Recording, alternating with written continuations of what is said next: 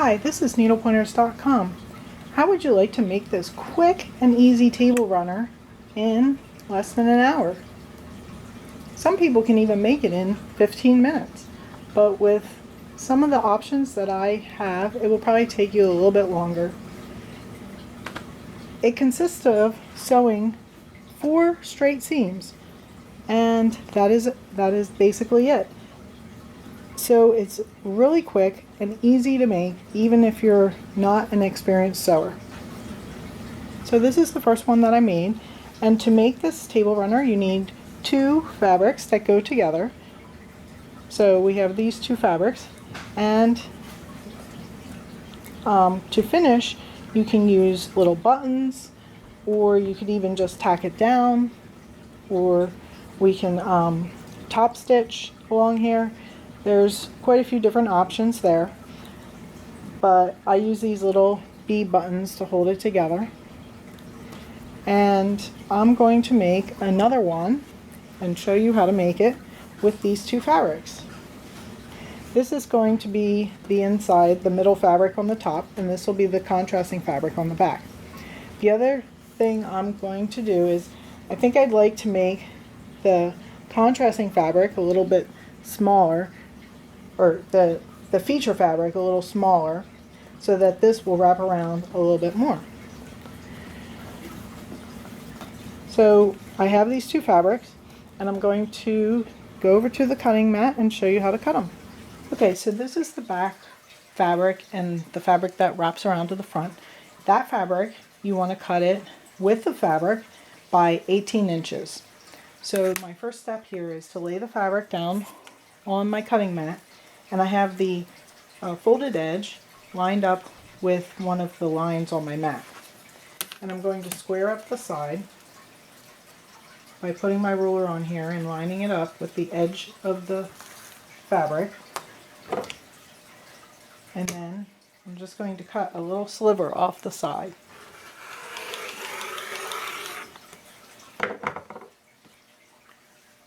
That will square my fabric up. And then I'm going to bring it to the edge, smooth it out, and then cut it at 18 inches. It didn't really give me a very straight edge on that side, so I'm going to cut this off at 18 inches wide. So to make this table runner easier, we just use the whole width of fabric. But if you want a shorter table runner, you could always cut off more on the, cut it shorter. This is my second fabric, and this is the one that's going to be in the middle on the top. And it's, this fabric can be cut between 9 to 12 inches wide, depending on how much you want to see of the main fabric. The wider you cut it, you're going to have less border on each side on your finished table runner. So again, I'm going to go and square this up and then cut it at 9 inches. If you're interested in seeing more photos or to get step-by-step instructions for this project, please click the iCard or the link in the description of this video to visit our website, needlepointers.com. By visiting our website and purchasing supplies through our links, you can help us keep making more videos. So the next step in this table runner is to sew the long edges together. So what we do is take the background fabric and the center fabric, and we're going to put them right sides together, down, and you can pin them along here, and then sew a 1/4 inch seam along this edge. Then you're going to take this edge and match it up with this edge on the other side, like that, and we're going to sew a 1/4 inch seam along there. And it will end up making a tube. So I'm going to pin this a bit, and then I'll meet you over at the sewing machine. Okay, so you see I've pinned in a few places here, and I'm going to sew a 1/4 inch seam down the long edge. And don't forget to not run over your pins. So I'm coming to the end of the first side,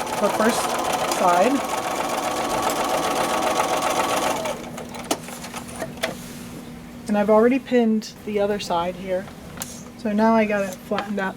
So I'm going to bring it so it's flat on this side, and I'm going to sew down the other side.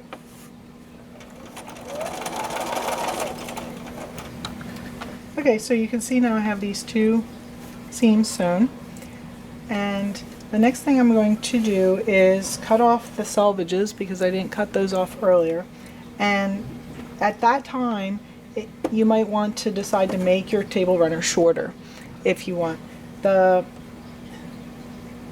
table runner, the point at the end, it's going to be point to point the same, pretty much the same length, a little, you know, probably 1/2 inch shorter than when it's turned and everything than the length of the cut fabric. So we're going to go back to the cutting table. So I'm at the cutting table again, and I'm just lining up one of the sewn seams along one of the lines on my cutting mat, and then I'm going to line up my ruler straight, and basically just inside the selvage where that is on the both fabrics, I'm going to just trim that off.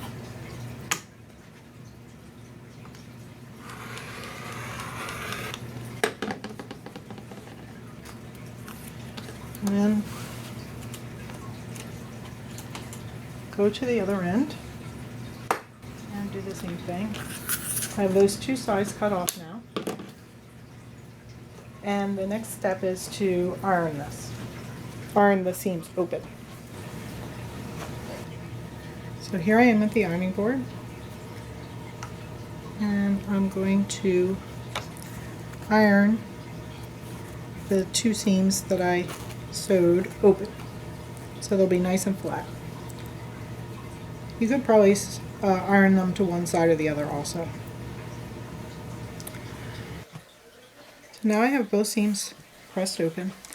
The next step is to turn your tube right side out. Okay, so the next step in doing this table runner is to center the centerpiece among the sides, and by measuring this I can see that my side piece is going to be about 2 2/8 wide. So I measure 2 2/8, and then I see the other side is also 2 2/8, and then I'm going to iron. I'm going to measure down the whole thing in different places, make sure that I have 2 2/8, and adjust as necessary to align it. Then, once I have it centered, I'll iron this down. I'll iron the whole thing so that it's nice and flat. So I'm just finishing up measuring my 2 2/8 on each side and ironing this down. So we want it nice and flat at this point. So the next step is to attach the layers together, because if we don't attach the layers together, when you wash this table runner, it's going to get all bunched up, and then you're going to have to try to center it again and make sure it's, you know, nicely flat. If we attach the layers together with some sewing, then it will hold together in the wash, and you'll just have to iron it a little bit and it will come out nice. So you have some options on how you want to attach the layers together. One of the options is to just do stitching about 1/8 to 1/4 inch from each side of, on one or both sides of the seams here, and here. The other option is if you have a machine with some decorative stitches and you don't know what to do with those, hey, this is a perfect place to use them. So here's the one that I did previously, and if you can see, I did some little flower stitches, which is a decorative stitch on my Bernina that I have. You may or may not have decorative stitches. If you don't have them, that's fine. Just do a straight stitch on either side of this, either side or both sides of the seam. And you can do it in a contrasting color or the same, or the same color. It's up to you. So let's go over to the sewing machine and I'll decide what stitch I'm going to do along here. Okay, so I'm going to do this number 66. It's just three little balls that get smaller, and I think that'll be a nice little decoration for this table runner. So I've replaced the thread in my machine, so I have a maroon thread on the top and the back, on the bottom bobbin. Remember, your bobbin thread is going to show on the back of your table runner here. So we want to make sure that you have the proper colors. And I want this to show up more, so I decided to make it maroon on the top. And I'm going to sew it just inside on the feature fabric here.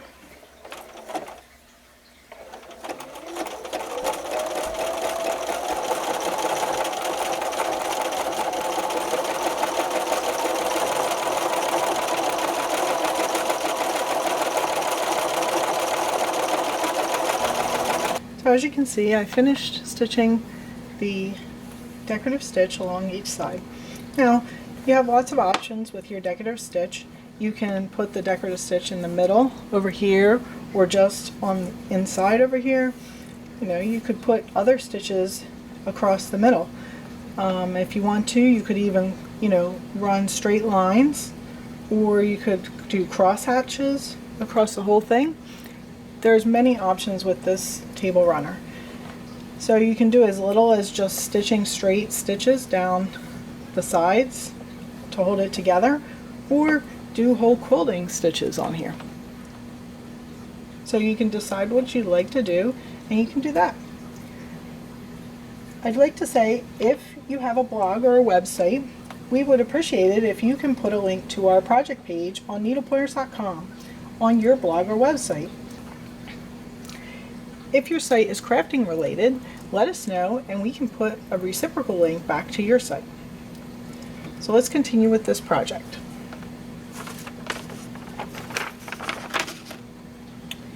So the last step to finish up this project is to take your table runner and fold it wrong sides together, or the back sides together.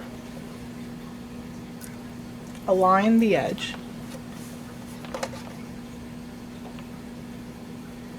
And you may want to put a couple pins in just to hold it in place. You want to make sure your seams are lined up. Then stitch a 1/4 inch seam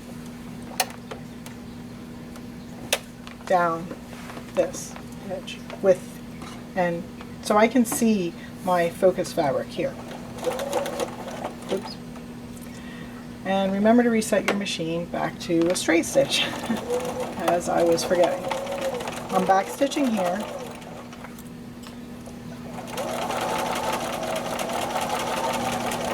So then do the same thing on the other side.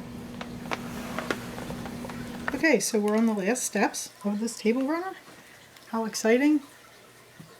Here's the seam I just stitched. I'm going to press that seam open so it's flat.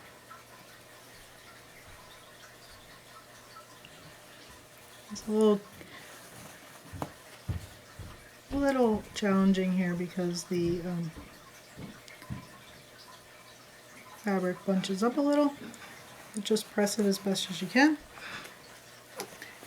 and then flip that seam to the inside to make this point at the end.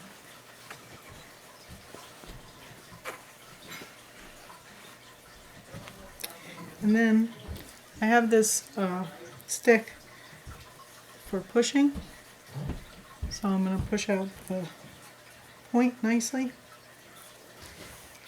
and then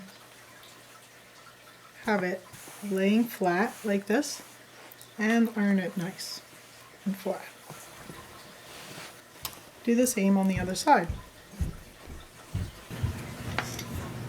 Okay, so now that I have this all ironed nicely, the last thing we want to do is somehow tack down this to the back so that it stays in place again when you wash it and everything, so that you won't have much trouble getting it back into shape.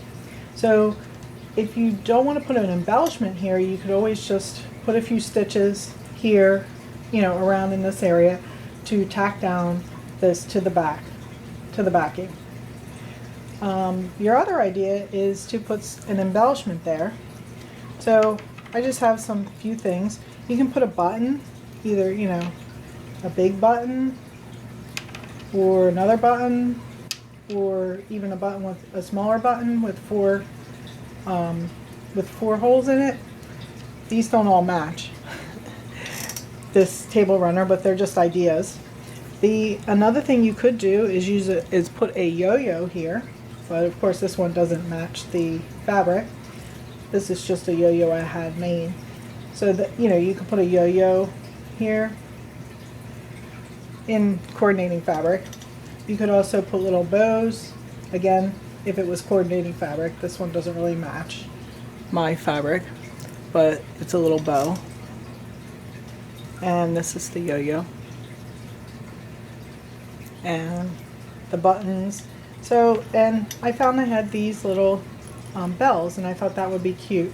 So I'm going to use the bells and put those in there. But there's many options for what you can use for embellishment on this, and you can personalize it to your own taste.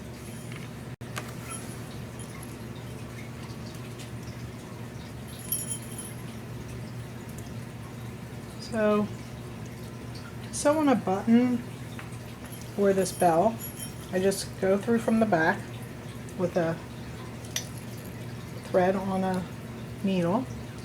I'm going through the button or the bell, and then I will go up and down a few times, pulling it, make sure it's tight each time.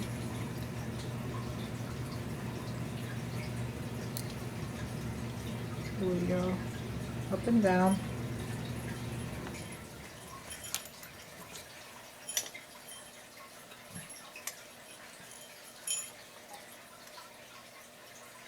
Usually you do 4 or 5 times. And then once you've done that 4 or 5 times, then you usually wrap your thread around the base of the button or this bell, and then go back down to the back and tie it off. So as you can see, I put the little bells on there, and so this table runner is finished.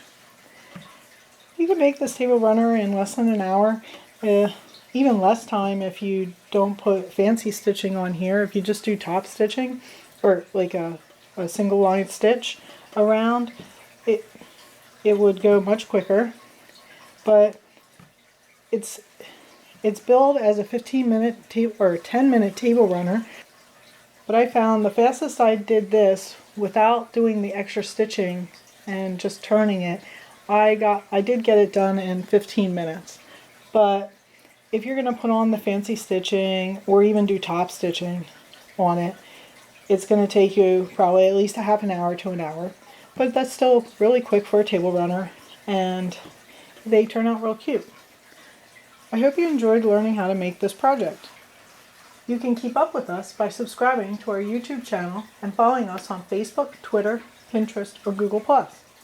Visit our website by clicking the iCard to find the links to follow us. If you are on Pinterest, pin our projects to your wall. This is a great way to keep track of your favorite projects. Visit our website, needlepointers.com, to find lots of other sewing projects and tutorials.